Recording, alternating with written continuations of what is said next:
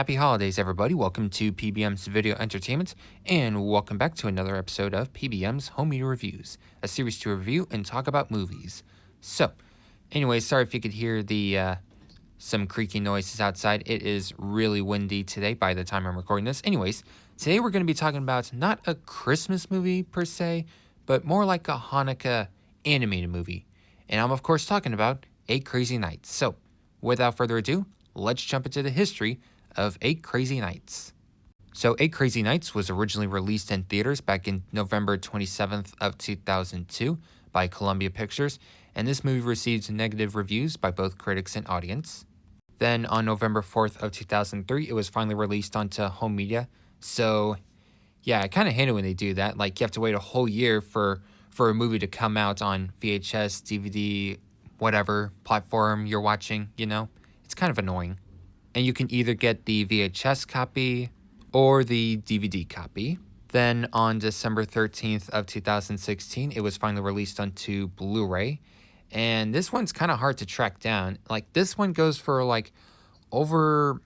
basically over $20. Like, some I saw on eBay for like 25, 30. It's ridiculous. Like, either this release didn't get a lot of copies or it didn't sell well. I'm not sure what the deal is. Anyways, now we got that part out of the way, let's jump into my copy of 8 Crazy Nights. Alright, we will now jump into my copy of 8 Crazy Nights. So, I just have the VHS copy. I don't have the DVD copy or the Blu-ray copy. So, there won't be a menu tour for this video, obviously. Because with VHS tapes, obviously, like, once you insert the tape, and it does, like, the opening parts, and then plays the feature presentation, and then after that, wraps it up, and yeah. And plus, if you grew up with VHS tapes like I did, you'll know exactly what I'm talking about. Anyways, so yeah, I just have the VHS copy of 8 Crazy Nights. So I got this a few years ago, I want to say, back at a thrift store called Savers. It's a thrift store, like, back then when I used to live in Austin, and it's still there, of course. Anyways, taking a look at the front poster art, Adam Sandler's 8 Crazy Nights, and I do know who Adam Sandler is. He was in Hotel Transylvania. Yep. The ultimate battle between naughty and nice. Here you got a deer, then Davy and his trailer, and here you have Whitey and Eleanor, and you can see there's some more deer and some holiday decorations, stuff like that. It looks like this one used to be a Blockbuster copy. Spine, character profile of Davy Stone, and Adam Sandler's 8 Crazy Nights, Columbia TriStar Home Entertainment. There's the other spine, top, and then the back side. Then blurb if you want to try to pause and read that. I mean, this one's blocked by this Blockbuster Inc. sticker. There's the back. And I paid $1 for this. Pretty good deal. Thumbs up says Richard Roper from Albert and Roper. I think that's how you pronounce Richard Roper. I think that's how you pronounce his last name. Heartwarming says Anderson Jones from E! Online.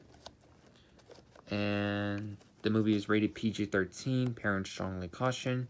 The reasons why are for frequent, crude, and sexual humor, drinking, and brief drug references. And over in Canada, it is rated PG. And here's the tape. And here's this Blockbuster tape. Please remember to rewind. Warning, if this label is broken, you must purchase this video. I mean, well, Blockbuster is not alive anymore. Well, there is one Blockbuster that is alive somewhere. I remember seeing a video about it on YouTube. Anyways, so yeah, for this one, it doesn't matter. You could just peel off the Blockbuster sticker if you want. But if you grew up with Blockbuster just like I did, feel free to have it still on there. It's time to talk about my review and thoughts on today's movie. So, let's begin. Let's talk about the story first. So, what is this story basically about? Well, it's about a 33-year-old man named Davy Stone, which he used to be a happy boy, but ever since his parents died, he becomes more of a jerk. He becomes like a delinquent and stuff like that. Does like bad things, and yeah. And then one day in court, his old basketball referee Whitey, yeah, which that's the old man's name. he he's basically his partner and stuff like that, and so he coaches the basketball team for kids and stuff like that. And also, yeah, Whitey is, of course, trying to make Davy Stone a better man, stuff like that, not all mean and jerky and stuff like that, if you know what I mean.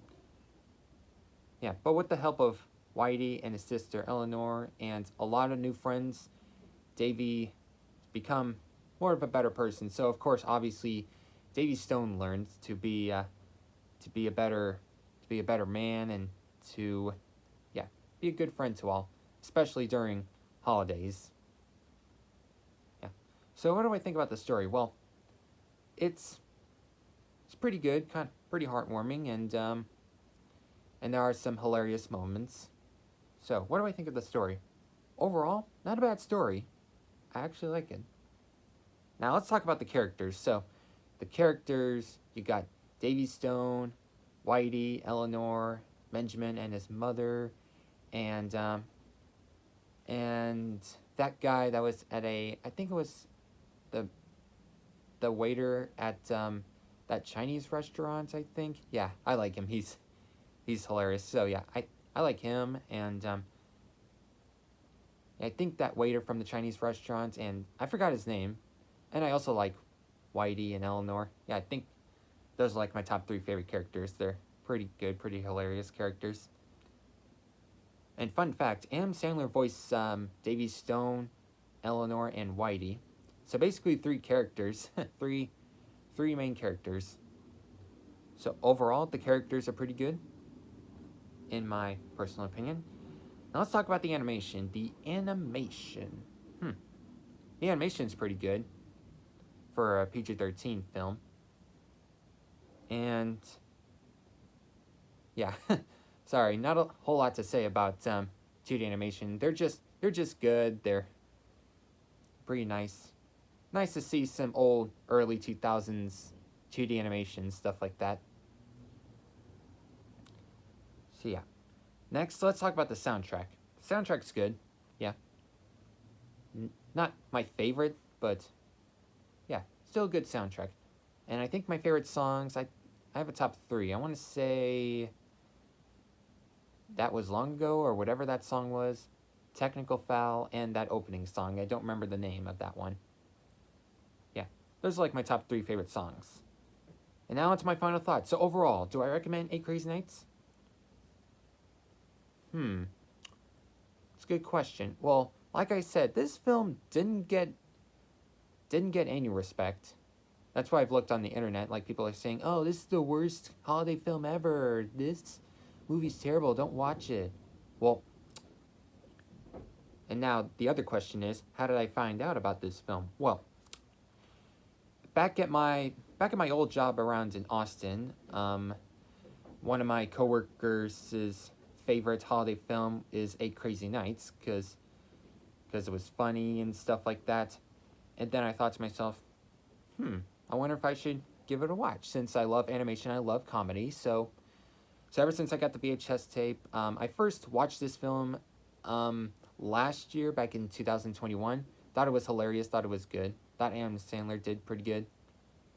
And then I saw it the second time, still thought it was good. I mean, I saw it the second time this year, like a few nights ago. Still thought it was good. And, I mean, I wouldn't say it's like my favorite holiday film of all time. Like, it's not what I would, like, I wouldn't watch this, like, more than once a year, just like with Polar Express and Elf and stuff like that. But I still thought it was pretty good. I don't hate it, but it's not my favorite. I think this film is just good. Like, it's not bad, not the best, just good. Yeah.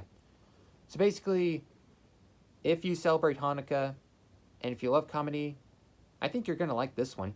But it does have, like, crude humor and stuff like that. I mean, to me, this film, it feels like South Park, but on a PG-13 level. Like, if you compare this with South Park, you'll know exactly what I'm talking about. I mean, South Park is, of course, like, for adults and stuff like that. This is, of course, this movie, of course, is on a PG-13 level. Yeah. So, but of course, if you're a fan of Adam Sandler in general, then of course go for this one. But of course, if you're not sure if you want to watch this film or not because it got mostly negative reviews, let me just say this: watch it once and see how you feel about it. And then after that, you could either sell or return your copy if you don't like this film. But there's option B. If you actually like this film, keep it around in your collection. Yeah. Anyways, that about wraps up this video. And happy holidays, everybody. Bye-bye.